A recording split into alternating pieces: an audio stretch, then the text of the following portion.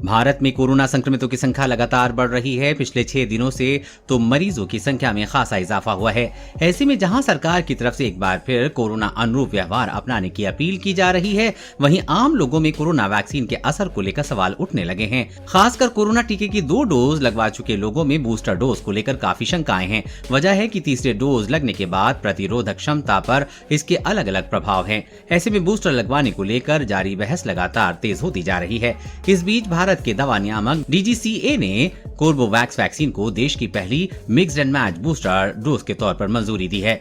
ये पहला मौका था जब भारत में हेटेरोलॉगस यानी कि तीसरी डोज के तौर पर वैक्सीन डोज बदलने पर किसी केंद्रीय एजेंसी की मोहर लगी है। हालांकि दुनिया में बूस्टर डोज की प्रभावशीलता पर सवाल उठ रहे हैं। ऐसे में मिक्स्ड एंड मैच योजना लाने के पीछे दवा नियामक का क्या लक्ष्य है, ये सबसे बड़ा सवाल है। इसके अलावा क्या किसी वैक्सीन की पहली डोज और तीसरी डोज के अलग होने से इसकी प्रभावशीलता बढ़ती है? इस योजना को लेकर एक सवाल ये भी है कि क्या देश में इससे जुड़ी कोई स्टडी हुई है? अगर हुई है तो इसके नतीजे क्या रहे हैं? पहले जाने बूस्टर डोज पर क्या है सरकार का पक्ष। केंद्र सरकार ने वरिष्ठ नागरिकों और पहले से किसी बीमारी से पीड़ित लोगों को जल्द से जल्द बूस्टर डोज दिए जाने का लक्ष्य रखा है। फिलहाल देश में बूस्टर के तौर पर जिन वैक्सीन की डोज दी जा रही है वो वही हैं जिन्हें पहली और दूसरी डोज के तौर पर लोगों को दिया गया था, यानी कोविशील्ड लगवाने वालों को कोविशील्ड और कोवैक्सीन लगवाने वालों को कोवैक्सीन की बूस्टर डोज। क्या बूस्टर डोज में वैक्सीन बदलने से कोई फायदा है? वैज्ञानिकों ने बूस्टर डोज की प्रभावशीलता परखने के साथ ही इससे जुड़े एक्सपेरिमेंट भी शुरू कर दिए थे कि पहले, दूसरी और तीसरी वैक्सीन डोज को बदलने से इंसान की प्रतिरोधक क्षमता पर क्या असर पड़ता है। अब तक इन रिसर्च के जो नतीजे आए हैं उससे साफ है कि कोरोना वैक्सीन की बूस्टर डोज को बदलने से प्रतिरोधक क्षमता पर जबरदस्त असर पड़ता है। इसके लिए पिछले 2 महीने में ही 3 रिसर्च के सामने आई हैं।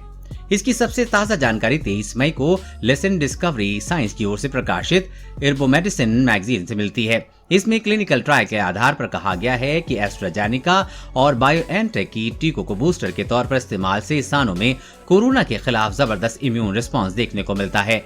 मैगजीन में इन नतीजों के बाद मिक्स्ड एंड मैच योजना के और विस्तृत ढंग से अपनाने पर चर्चा की गई है। इससे पहले 17 मार्च को new England journal of medical में वैज्ञानिक रॉबर्ट एन एटमोर ने लिखा कि मिक्स्ड एंड मैच टीकाकरण योजना मौजूदा वैक्सीन से मिलने वाली प्रतिरोधक क्षमता के दायरे में बढ़ा सकती है। इस स्टडी को भी कोविशील्ड वैक्सीन के ऊपर mRNA वैक्सीन को बूस्टर डोज के तौर पर टेस्ट करने के बारे में जानकारी दी गई है। 3 लेसन में ही 23 अप्रैल को प्रकाशित एक स्टडी में कहा गया है कि बूस्टर की क्षमताओं को परखने के लिए पहले से ली गई वैक्सीन की डोज और एक अलग से वैक्सीन डोज का परीक्षण किया गया। इसमें सामने आया है कि अगर तीसरी डोज पिछले दोनों टीकों से अलग हो तो कोरोना के खिलाफ प्रतिरोधक क्षमता बेहतर होती है। बूस्टर डोज में वैक्सीन बदलने से कोई और फायदा। New England journal of medicine के पेपर में विशेषज्ञों ने कहा है कि पहली डोज के बाद तीसरी डोज के लिए वैक्सीन बदलने का इंसानी शरीर पर कोई प्रभाव नहीं होता, यानी लोगों को अलग अलग तकनीक से बनी वैक्सीन भी तीसरी डोज के तौर पर दी जा सकती है।